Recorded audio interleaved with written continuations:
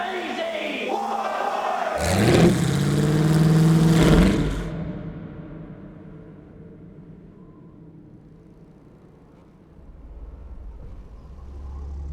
Even though only a decade has passed since we embarked on Fury Road, the tools have changed already quite dramatically.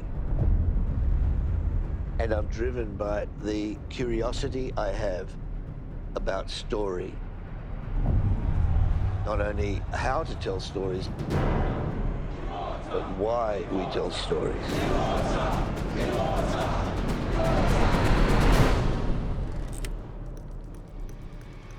This is the truth. Whispered to me by Furiosa herself.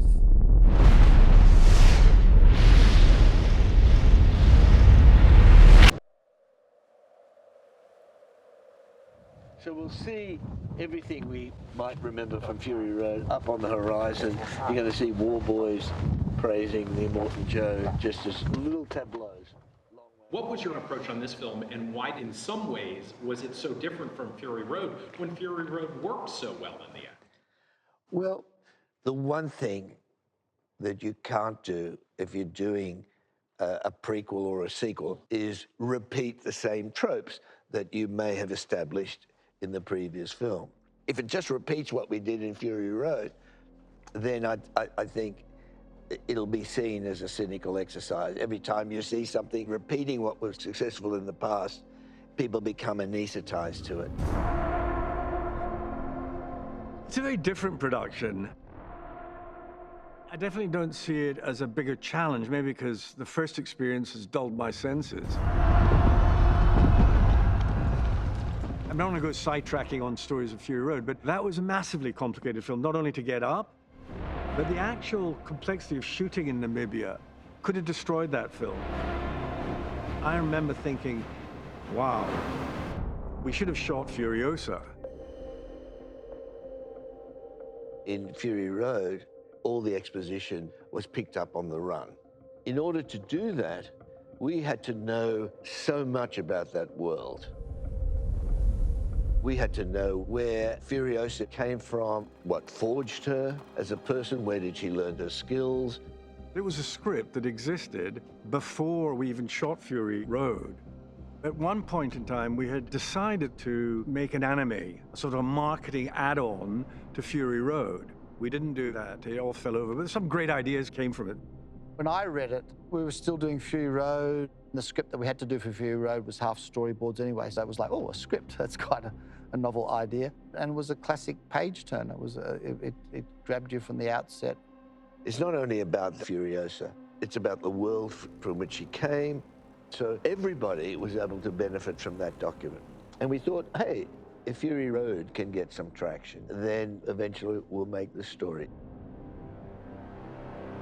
It's been 9 years since Fury Road, and we've got the film.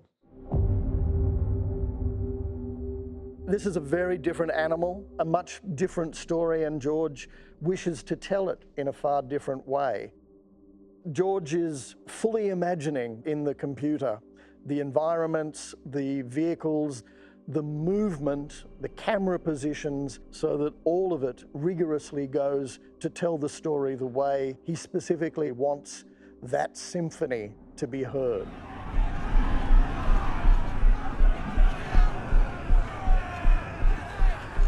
We ended up shooting most of this film in Sydney.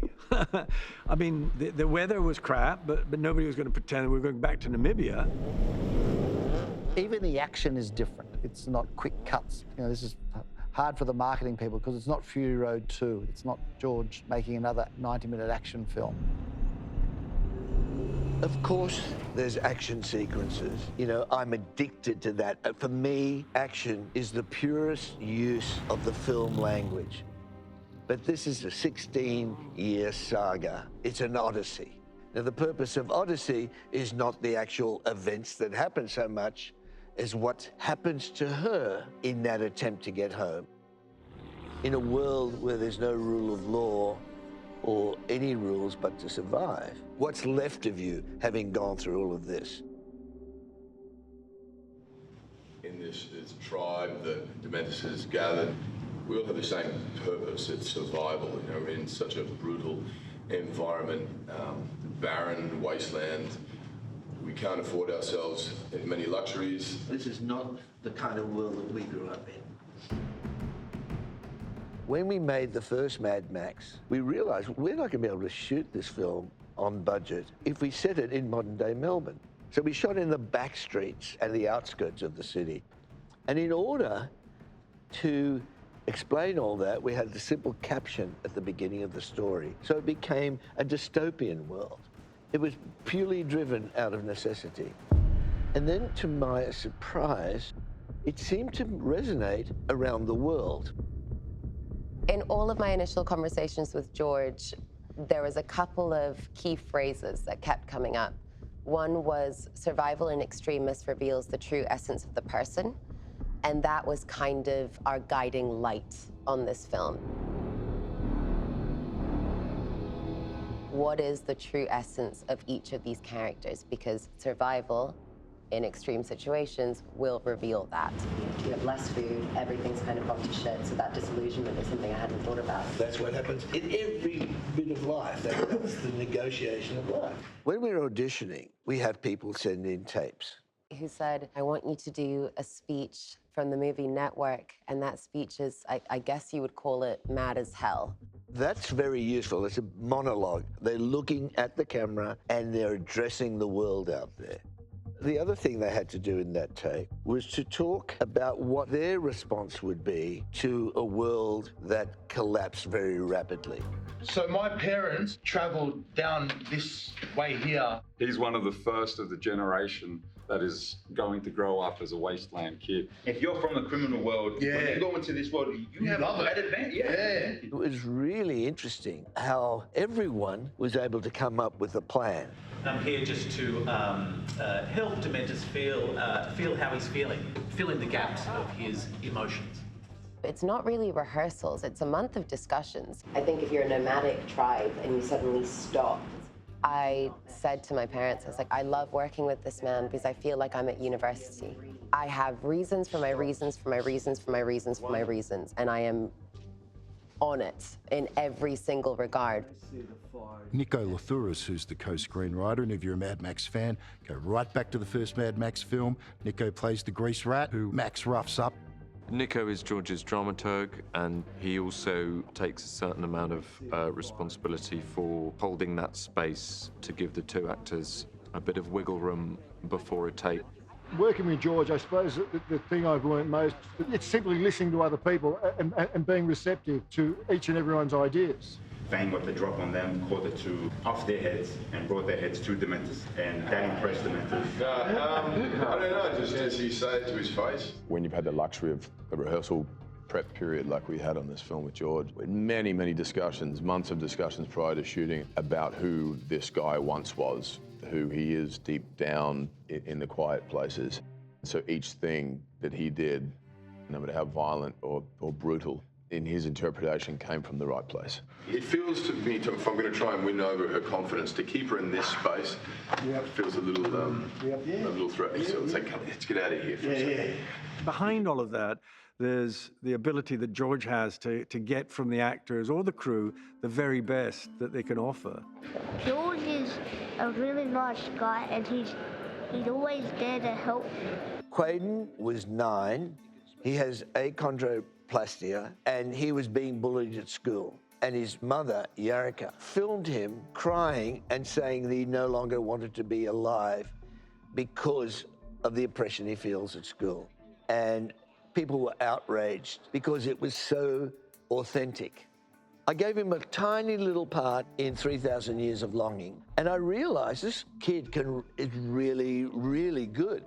So when it came time to get one of these kids, a war pup as we call them, I went straight to him. I watched the Fury Road. When I seen it, I was like, wow, that's crazy. It was just a way of saying, forget those darker souls. You've got something really, really effective about you. I'm a Mad Max fanatic. I think you need to know that, okay? My whole life, I've wanted to be in one of these movies. As an Australian male and an Australian actor, this is Valhalla for me. Doing my best in the wasteland. Things can get lonely out here. You gotta look for company. The first character I was offered was the character of Rizdale Pell. When I was reading the script, I asked Dr. George who's playing the Immortan Joe, because Hugh Keays-Byrne had passed away, and Hugh, of course, was the toe cutter in the first Mad Max. He said, oh, look, we're probably just going to get a sort of a stand-in or a body double and we'll do some deep fake stuff. And I said, well, I think I could do it. I know how to do the voice, and I'm the same height. And I want to be the custodian of the character. You are awaited. There is a scene where the Immortan has come up with a plan on how we're going to save the Empire. At first light, leave for Bullet Farm with your tankers empty. I didn't know his relationship with Praetorian Jack. And this is where the backstories pay off. Tom, in 15 seconds, explained it. Praetorian Jack's parents were in the military, had served with Colonel Joe Moore before he was Immortan Joe, and so Praetorian Jack is kind of like a surrogate son. Action. And instead of saying, da-da-da, you do this, the hands suddenly become like a bit more paternalistic. As soon as you can, return here with all the munitions you can load. Understood? Give him a good hearty way. When you have a sense of a character and who they are, and then you're asking an actor to represent and deliver that character, you intuitively feel antecedents, the things that form that actor as a person. And there has to be some overlap.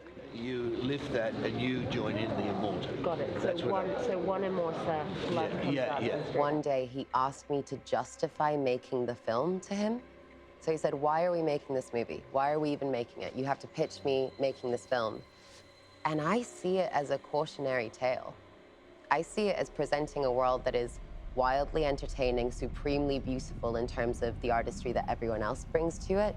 But the reality of that universe is not terribly far off.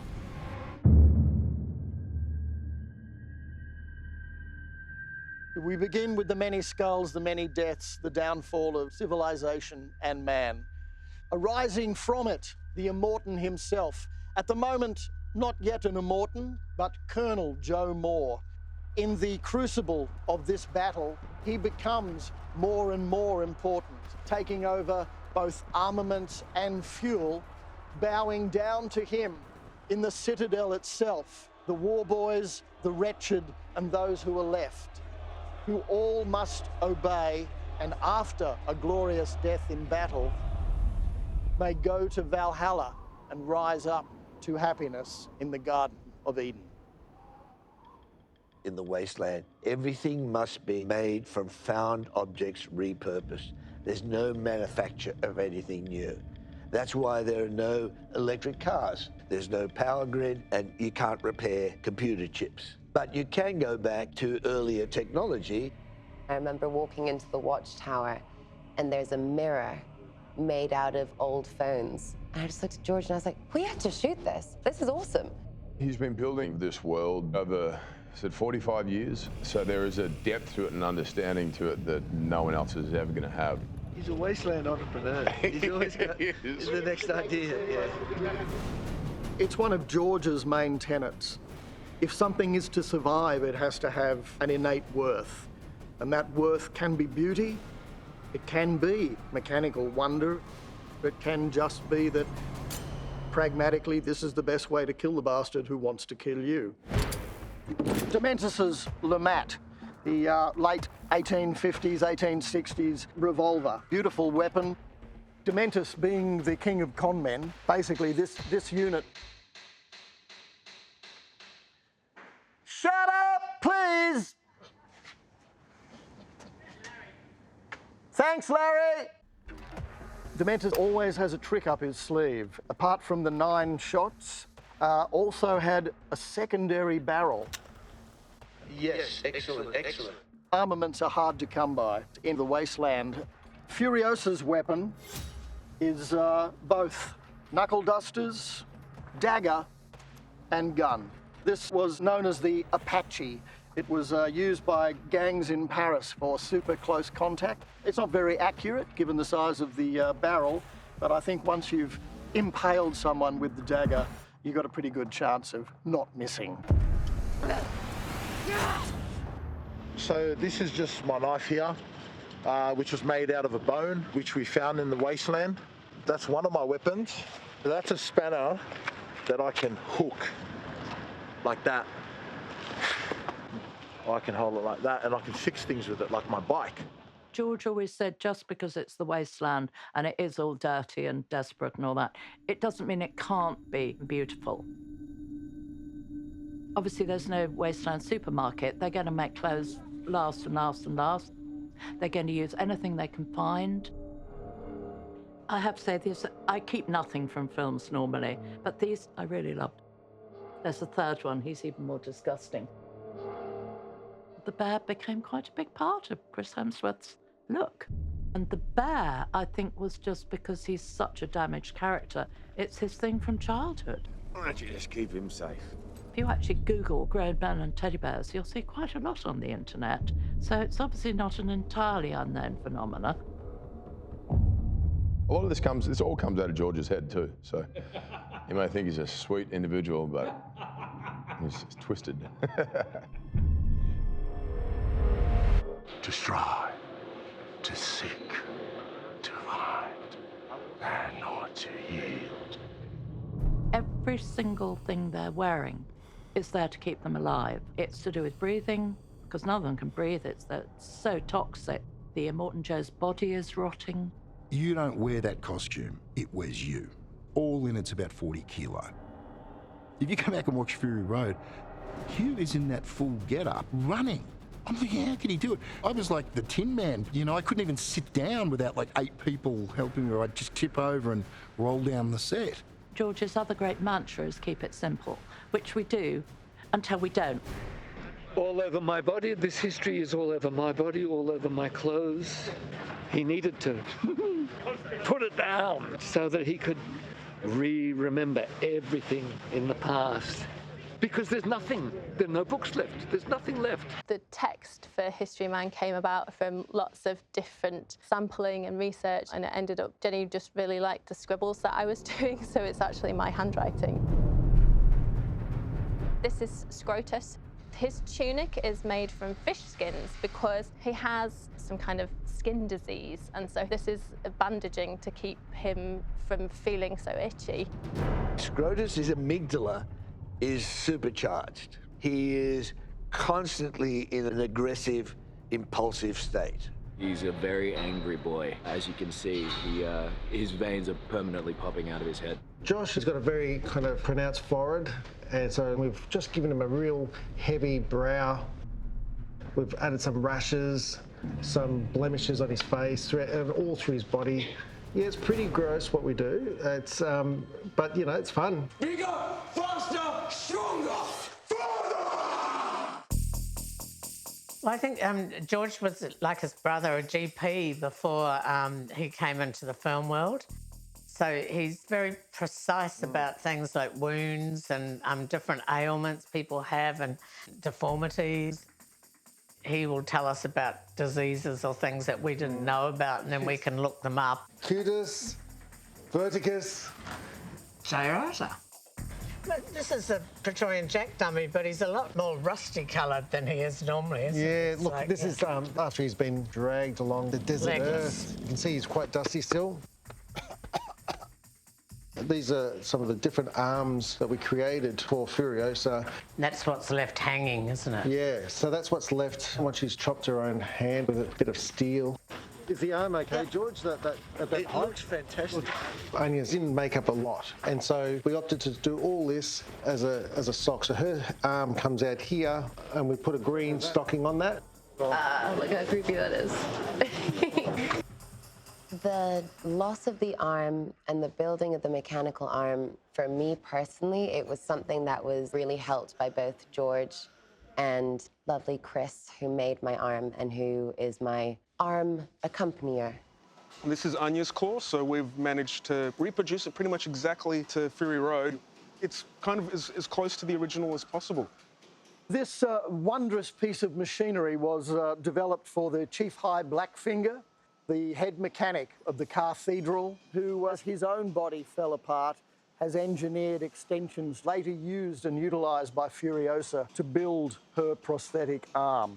We had to kind of reverse engineer the path of this arm. You can see the core elements where the arm came from, and then she makes it into a thing of war and beauty. Sit down.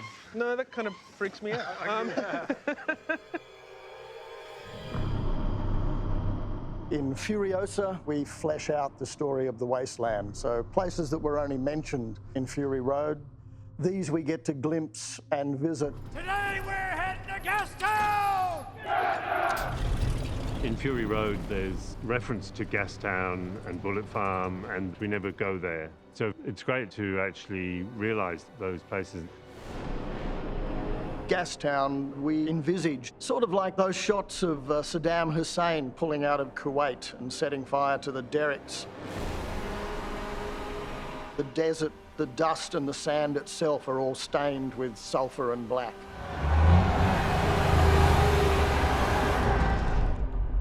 And the Bullet Farm grew from a series of fantastic photographs from Serra Pelada, which was a mine in Brazil. Thousands upon thousands of men climbing rickety wooden ladders with sacks on their back. And Bullet Farm is that for us. For me, all visual effects is about finding really good reference from the real world. But yeah, that's always been my kind of reference for that. I have a database of, I think, 200,000 images from Africa, from Fury Road. It's a fantastic resource to have, to know that the places that we filmed Fury Road and the environments that we used to augment them, I still have all of the material to add to this one to make it look like that one. They need to follow that carefully. Tell me about your approach to the green place. Oh, I'd rather not. We're sort of reduced by schedule and weather to doing a version of it as a base for CG development. Colin is a wonderful larrikin and like the mischievous sibling. Among his many skills, his first instinct is to make something as real as possible. He's CG adverse in a way. And I think that's one of the great things about Fury Road and Furiosa. Where we start is very grounded.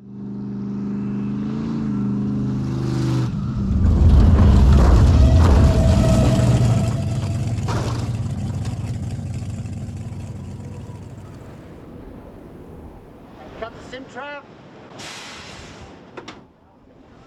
Jackets off, please. You look great. Oh my God. Rolling. Set. And action.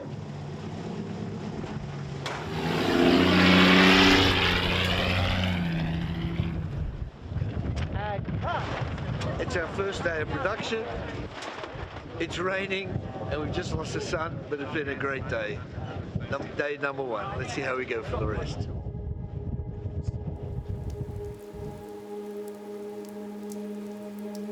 This is actually, I was talking about it with George before, 41 years ago we were out here literally in the same locations doing Road Warrior.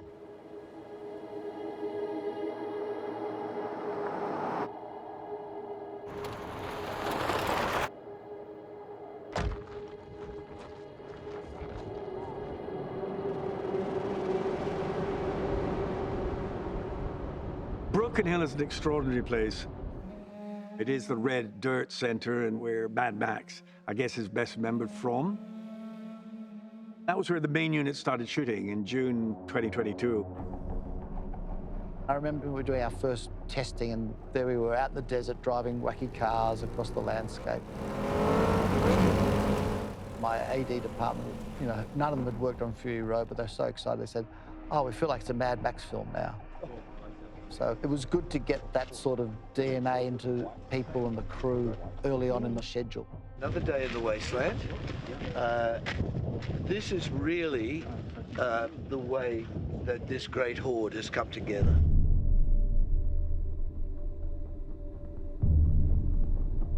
It was 41 years ago since we were here. Yeah, obviously you're nostalgic, lots of memories. We happen to be here in the winter. It's funny, when you see it in the film, it's the film. But when you're there, it was freezing cold. And I was thinking, where's the next coffee? Just looking around, you'd think we were making some sort of Mad Max film or something. But it's actually not. It's Frozen Part 3. Everyone, loud!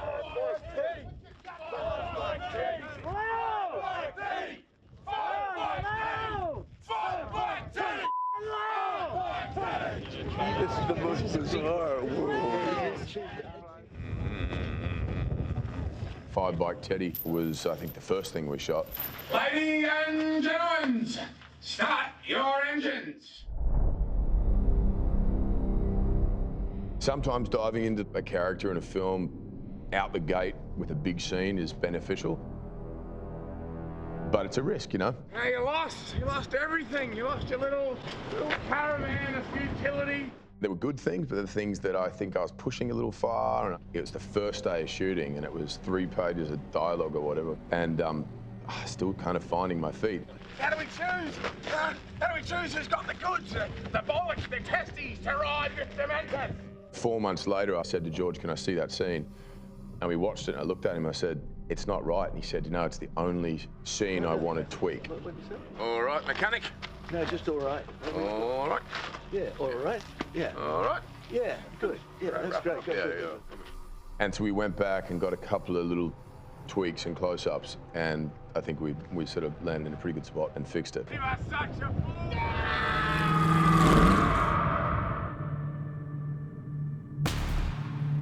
Everything in making a film is ultimately an attempt to manage money or the investment that, in this case, the studios are putting in so that it becomes a profitable business. When you're doing a film of this size, you've got 2 units rolling on several locations, communicating through a satellite system. You have a massive crew, 1,000 people behind the scenes and however many you got on set. You got to feed them and sanitation. You're in a desert. In Broken Hill, the size of the spread and how we've got the vehicles and we're getting them on set, all that stuff has to be done correctly every day, or you're blowing money out the door for no result. The last thing you want to be doing on set is making things up as you go, because you have no idea if it's all going to be coherent at the end. At this stage, we're saying the bodies have dropped off. If they haven't, if there's anybody there, we'll place one for... And the most important priority, make sure nobody gets hurt, make sure nobody gets killed. So when you shoot these things, it's definitely done bit by bit. 2, 1, action. Down. And it's following a preset plan that George has outlined with Guy Norris. And then you let it go. Both of them have worked since Guy was 21. You know, he's now 103. Wow. First worked with George in 1981. I was 21 during Road Warrior. There's a stunt that I performed in it called the Cannonball Stunt. There's a buggy that rolls in front of my bike. I crash into it and end up pencil flipping over the bike into a ravine. And we've been working together ever since, one way or another.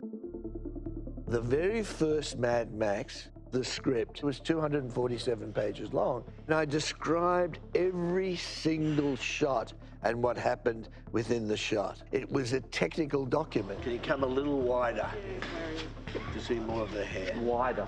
That's it? George has got just an incredible sort of brain for the detail of a film. If the machine ever existed that you could just plug into that brain and project the film, we'd all be out of a job.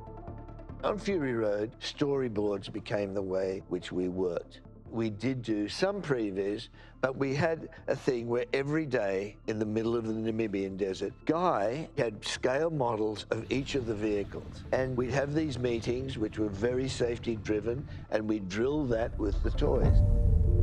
Guy is one of those people who's evolved his process with the technology. Thanks, mate. Yeah, that's great. It's a great system. I really like that. Oh, great. Yeah, good. Toy Box really came out of our work and our design process with George. Harrison, my son, who's my partner, developed a kind of a digital version of toys. So we designed the action inside the Unreal Engine like a stage play or a football play. Then we decide how to cover it. It's real-time rendering. So we were able to make changes very, very quickly and easily. So that was an incredibly valuable tool. an advance on just storyboarding or previs. Designing shots in Toy Box, by the time we got to set, we knew what we wanted to do. And even testing the one-ers, where we try and let the action play out within one shot, we ended up choreographing the movement of the actors and the camera together and making sure we're revealing everything we need to at each particular time within the scene. Oh, this one's alive! In the shot where Dementus had run down Furiosa and Praetorian Jack, and that one starts with them in an upside-down car and they get dragged out by Dementus. The whole choreography of the scene was fantastic. You really feel like you're immersed within the scene. And basically it was all in camera. Did you see that? You see how they fought for each other, this little army of two? Where were they going? So full of hope? There is no hope! It's a shot, obviously, that's quite complex, lots and lots of variables, dependent on everybody doing everything very precisely. From the camera to, of course, the actors. We got it in 7 takes, very, very happy with it. The sun was in the right position, and all the pieces fell together. And there's always a satisfaction, of course, of pulling something like that off. We started on some really big scenes. George was insistent on the fact that she would not make a sound or cry. Just no sound, no tears.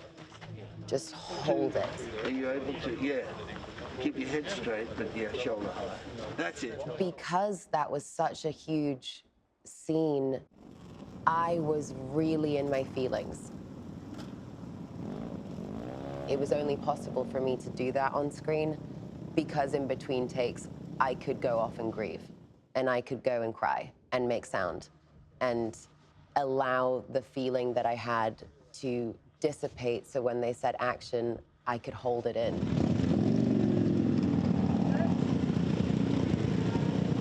One of the things that was really important to me was I didn't want to look at Dementus in that moment because I didn't want, we didn't want to give him the satisfaction of her attention.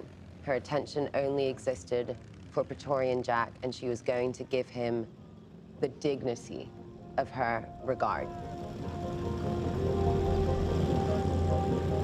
There was, you know, a moment on top of the monster truck after Praetorian Jack had been killed. You know, they've been dragging the body around for hours and hours, and in the script, Dementus was like bored and he wants to go home.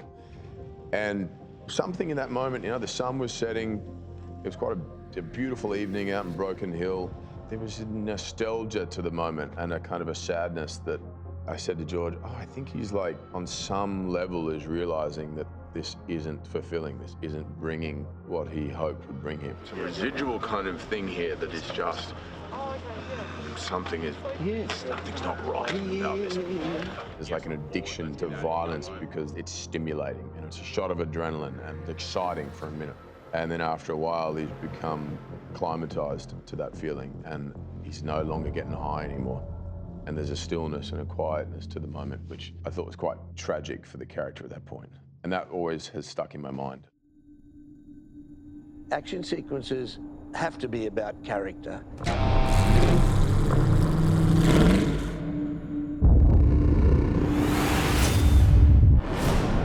That's very much the way we look to design the narrative, the architecture of these stories.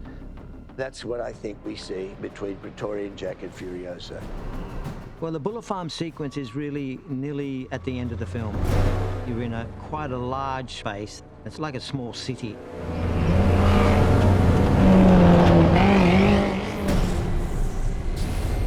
The real challenge is how do you tell a story in a multiple location place, but make sure you keep all the strands so we understand where everybody is. What's the geography of the action? What are each of them doing at that particular stage? And how does that drive the story forward?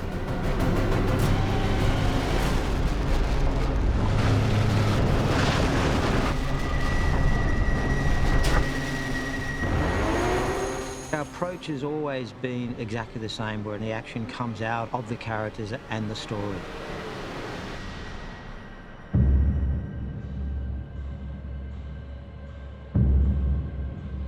both our hero and heroine have been separated now. They're both under fire.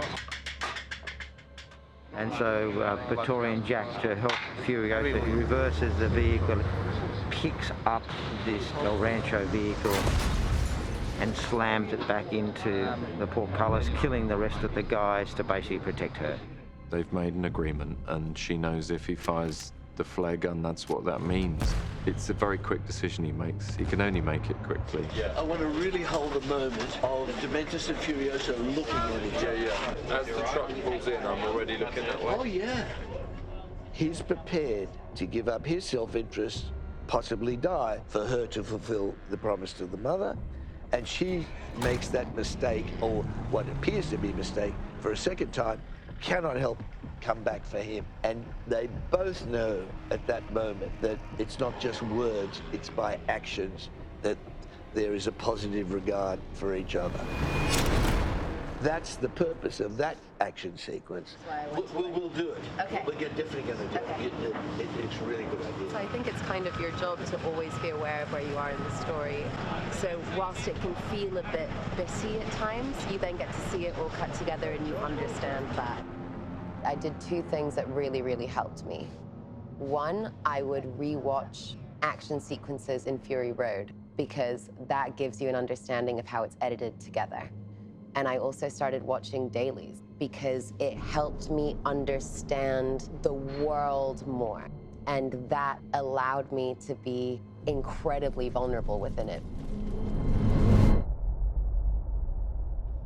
You know, if she's going to drive off now, leaving a dead body with a bullet hole through the back of his head, then we say, oh, gee, that doesn't make me feel a lot.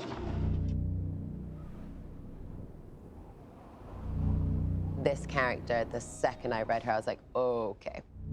This is going to be one of those ones where it's very difficult to separate yourself. And that has been hard to let go of when I go home. But I hope that that means that something is working, because all I care about is telling this person's story. The scene I was most nervous about was the face-off between Furiosa and Dementus. It's a battle of wits and words, and he doesn't have the tools he normally has to defeat someone. The scene, like any climactic moment, it has to hit the right notes and deliver what the intent was. You take two individuals in some extremely isolated place, and their essence is finally revealed at the end. The whole sort of the film builds up to that encounter. So we did that towards the back end of the shoot. It's like she doesn't kill him because there's no satisfaction. She wants more than just his death. As we're leading up to that scene, we had rehearsals, we interrogated the screenplay over and over again. Because maybe the gun is what makes me go. Little D, Yeah, her hair was black, whatever it is, the I know who you are, okay? When you call her Little D, if that was when it came in, it's like, oh, this is different.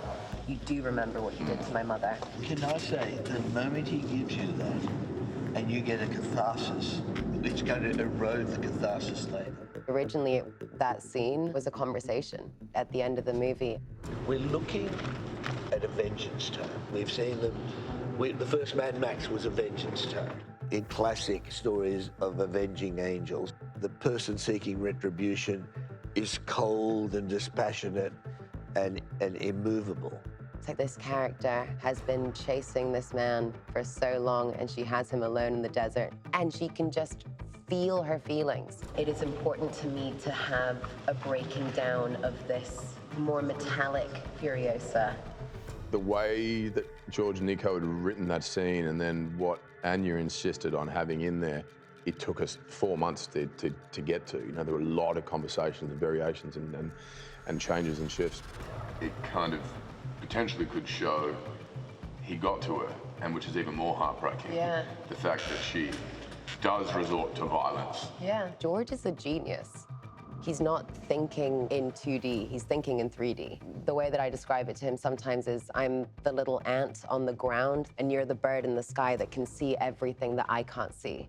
But I can also see stuff down here. There has to be some action that's not just intellectual discussion, is what I'm trying to say. Where do you feel it should happen? I need to grab him and scream and beat the living shit out of him. I realized by that time, Anya had more authority over the role and where she was than I had as the director. Can I just say, I think for the first time I realized that in everything that's been said, you should do something to him. Thank you. Every time. We've got to work out what it is. George was generous enough to really feel my passion and my feeling towards it and go, okay, I think maybe there's something in that. It's just been incredibly collaborative in that aspect. It's a good thing that we went through that process. Anya knew where she was with the character. Chris knew where he was with the character. And that's how it should be. Ow! I love pain. Pain lets me know I exist. If you can't do me quick, you'll have to do me slow. Either way, you're not going to get anything close to what you want. It's good. It definitely, the wax punctuate, it worked really well.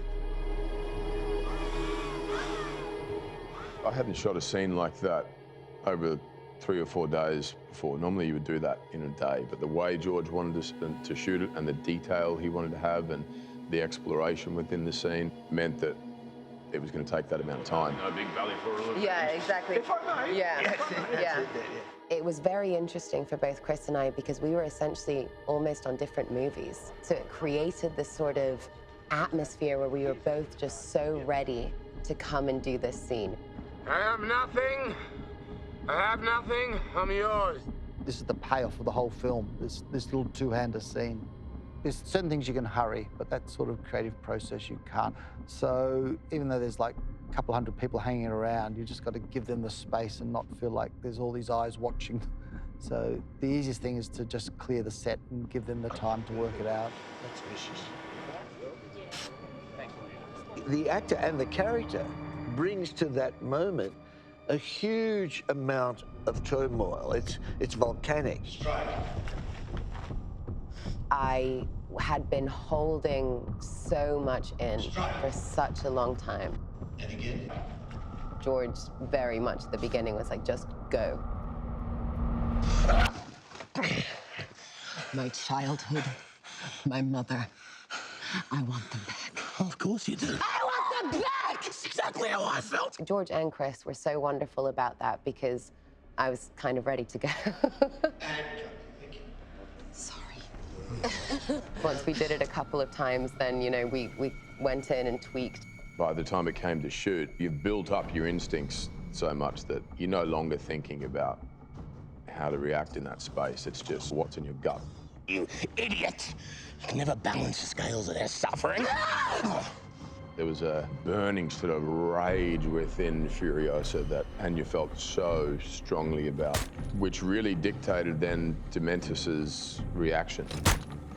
What you want here are my cries of anguish, anguish without end.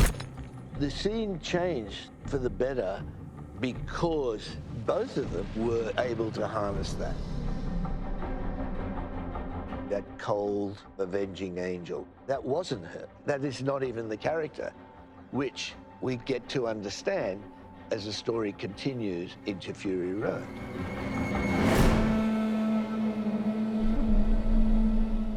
And thank you. Thank you, PJ. Thank you. Thanks, Anya. Thanks.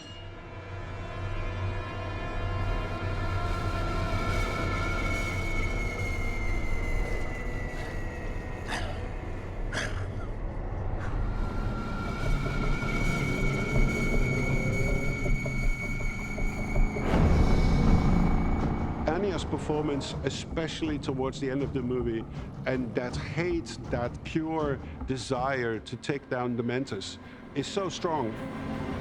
And it really inspired me. And the way that Anya plays that whole development all the way up to the end tells you, as a composer, what journey you have to make that a good narrative.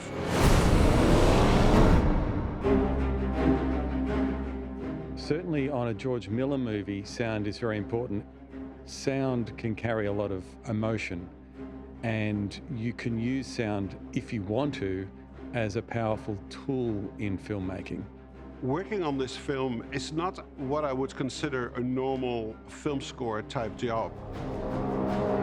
Normally in the mix, at least traditionally, there's always a battle between the composer and the sound design people and say, oh, we can't hear the effects, or we can't hear the score. Rob McKenzie, the sound designer, and Tom both got involved with each other early.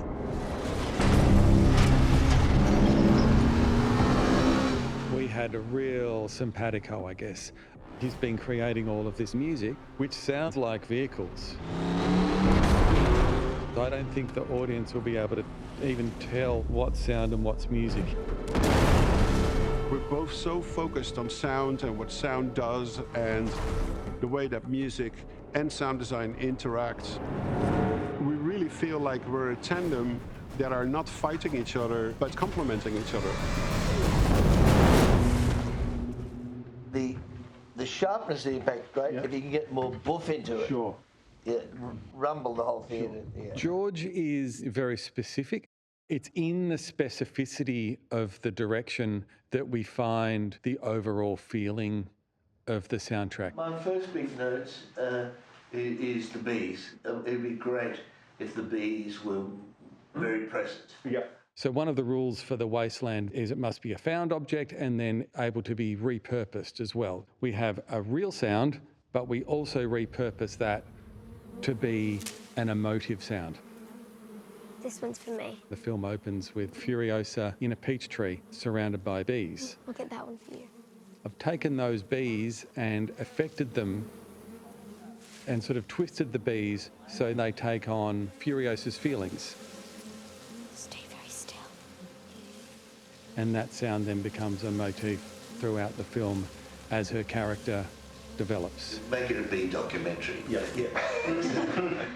Now, we have a problem. The music kind of emerges out of the sound design. We're unaware of when it begins, I think. Everything that happens to Furiosa is seen through her eyes, like even the other characters in the movie.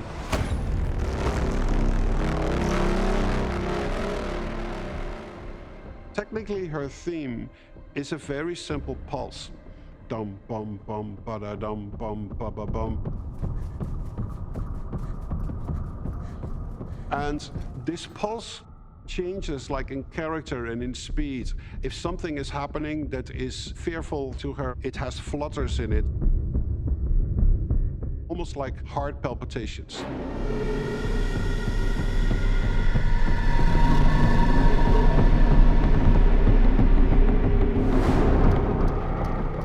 When we're in certain action moments, the pulses speed up and they get faster with like erratic rhythms to underscore the unpredictability, what might happen.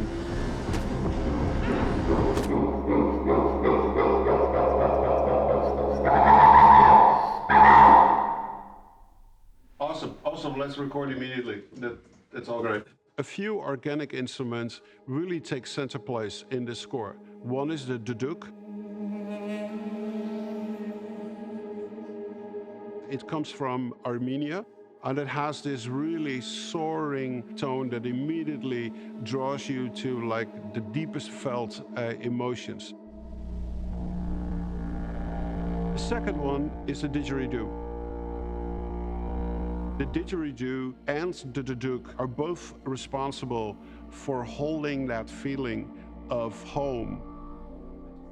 I've been working with William Barton, a great didgeridoo artist. He's a deeply intense player that really lives the Aboriginal culture. It's probably one of the oldest instruments that we have on the planet. I was just reacting to the film in there, so I feel like I just should do that. And then we see where it takes us. Yeah. And if you feel you want to try a number of takes, it's completely up to you. As the movie progresses and it becomes less and less likely she will ever be able to go back, that duduk and didgeridoo becomes more faint until at a certain point we can't hear it anymore. And the only thing that's left is pure hate to take the Dementors out.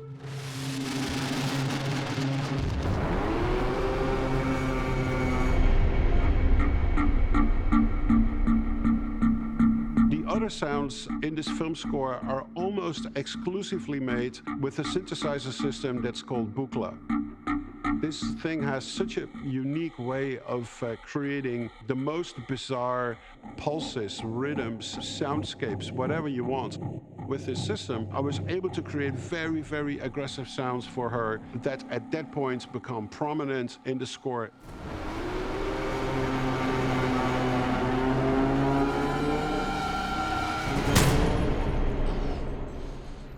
Give. By the time she talks to Dementors and she starts hitting him, the hits do not give her the satisfaction. And so there's a little bit of music there, but it's very faint. And as she hits him, it becomes more faint and more faint and more faint. Did anybody play here on Fury Road like 10 years ago? Yeah. Oh, good amount. We were able to build a score that is now the perfect handoff into Fury Road. So it's like jump, jump, jump, and then let it just ring out.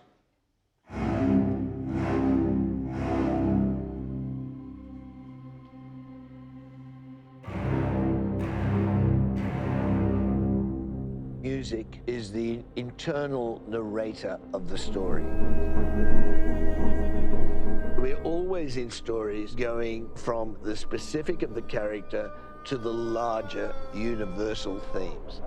And that's, I think, what music does best.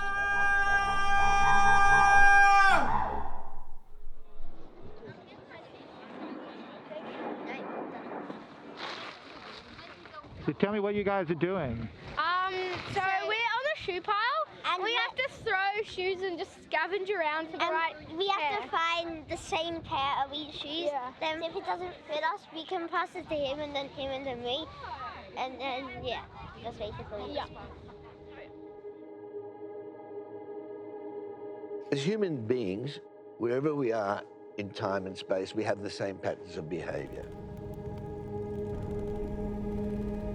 And one of the most interesting things about working in the world of Mad Max is that even though the stories are set in some degraded future, we go back to behaviors that are at least medieval or pre-medieval. So in a way, it's forward to the past. And in that, we measure it against the current zeitgeist and the things that were experienced in our time.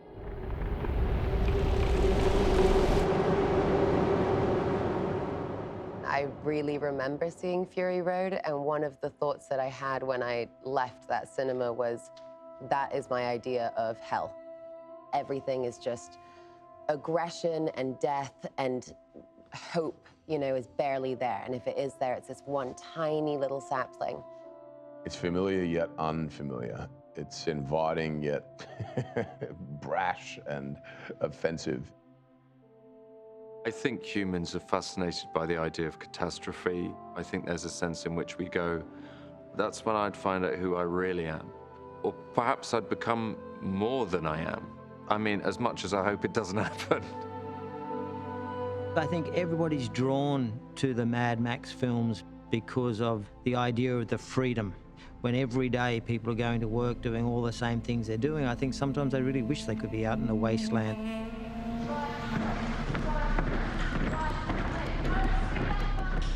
That's the thing that has always really struck me as a Mad Max fan, is what happens to us when this structure that we built falls down and we're back in the jungle. Who do we become? Is it because the laws are instilled that we follow them, or is there something intrinsic in us? What is our true nature?